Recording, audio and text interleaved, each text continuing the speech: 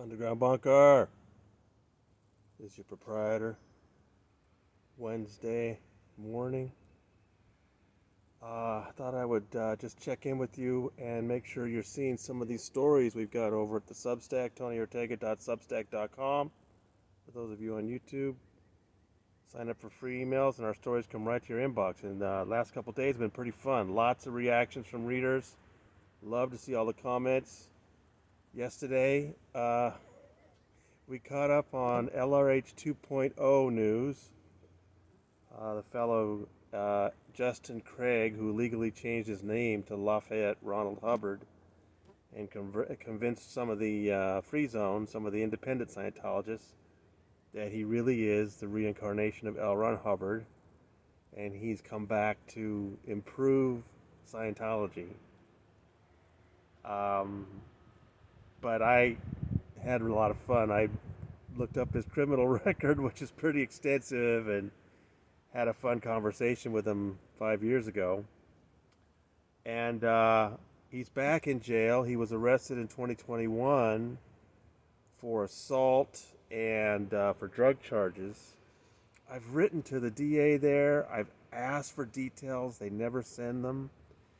But what I can tell you is in the 2 years, almost, a year and a half, 2 years that he's been in jail there in Anderson County, Tennessee, he's had additional felonies added to his charges for assault. So apparently he's getting into some scraps there in the Hoosgow, and that's resulted in additional felonies he's facing. His bond is now up to more than $500,000. But the other reason that I wanted to update his story this week is that I learned that he's got an intermediary who's sending out messages to his followers. Yes, he still has followers that think that he is the reincarnated Hubbard. And he started this offshoot of Scientology called Asperianism. And he's keeping his Asperianism followers updated. And he tells them he's about to get out of jail. I mean, is it out of the realm of possibility that some wealthy indie pays his $500,000 bond so he can get out of jail while he's waiting trial? Look, this is Scientology we're talking about. This is Scientologists. Who knows what they're capable of? So he says he's about to get out of jail, and he's announced a new church. He says they got to set up a real church now. And he's calling it Scientology. He's calling it Church of Church of Parascientology. Now, Hubbard talked about Parascientology. I think that's, on the metaphysical side of things. So he's not inventing that term, but he himself pointed out the acronym for Church of Parascientology is COPS, C-O-P-S. This guy, I tell you, he's pretty entertaining. So we'll see if he can get himself out of jail and start his new church. And but like I said, he's facing some pretty serious felonies this August at trial, and he's got multiple convictions in his past. So he could be looking at a long time in prison. I don't know. I never heard from his attorney. If any of his followers want to put me in touch with him, I'd love to correspond with him. But that's Justin Craig, Lafayette, Ronald Hubbard. And then today, we wrote about an interesting new purchase that Scientology has made. There was this church built in 1925 on Sunset Boulevard. And in 2014, it was bought by a developer and turned into some offices for creative folks, musicians and stuff like that. Really nice venue. It was called Big Art Church for a while. I'm not sure if they're doing anything like that there now. But anyway, it's a classic old church converted into offices, and it's only 2.5-3 blocks from Big Blue. Pac Base, the Big Blue LA headquarters of Scientology there between Sunset and Fountain and L. Ron Hubbard Way. Now, we owe debt of gratitude to journalist Jack Whithouse. I believe he's a Mizzou grad. They put out good journalists there. And he's working for something called CoStar, which is a commercial real estate news bureau. And he saw that church office had been sold for $13.5 million. And he was curious who bought it. And it just was this real generic name, Building Management Services.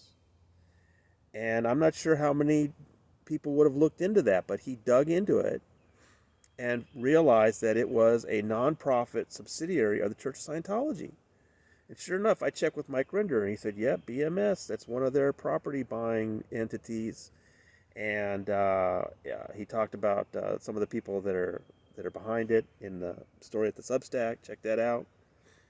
So the big question is, in this era when Miscavige is snapping up properties for ideal orgs and paying about $13.5 million, is about right. Why would he be buying a building like that just 3 blocks from Big Blue, where there already is an ideal org? And, as far as creative offices go, he's got the SMP just down the street, the Scientology Media Productions, his studios where he puts out all the new stuff now. So he doesn't need studio space or offices for creatives. Why is he buying this place? It's a mystery, and I'm really encouraged by all the guesses people are making. I've seen some really interesting ones. Some of them look very good guesses about what this might be. So please, come to TonyOrtega.substack.com. Check out these stories. You'll see the conversation at TonyOrtega.org. And one other thing I want to tell you about today is normally on Wednesday, for subscribers, we put out the Up the Bridge series with Sonny Pereira. Since the trial is about to start, I decided that I would put up our newest episode tomorrow morning, Thursday morning, for everyone. I want everyone to see what an amazing job Sonny has been doing in this special series for subscribers. So you'll get a sense of what it's like. We've been having so much fun going up the bridge to total freedom, learning what it's actually like to become a Scientologist. And so I'll post that tomorrow morning, of course, pending breaking news or something like that. But that's the plan. I want you to see the great work that Sonny's doing. And then Monday morning, trial starts. Gosh. Wow. Well, Danny Matheson managed to get himself a mistrial last time, and I think his defense attorney, Philip Cohen, has been feeling kind of confident. But recently, it looks like he's kind of concerned about the changes that Judge Olmedo has been allowing. A little more Scientology and content, Scientology expert Claire Headley, more about the drugging. It's going to be interesting, and I'm going to do my best to bring you every minute of it that I can. All right.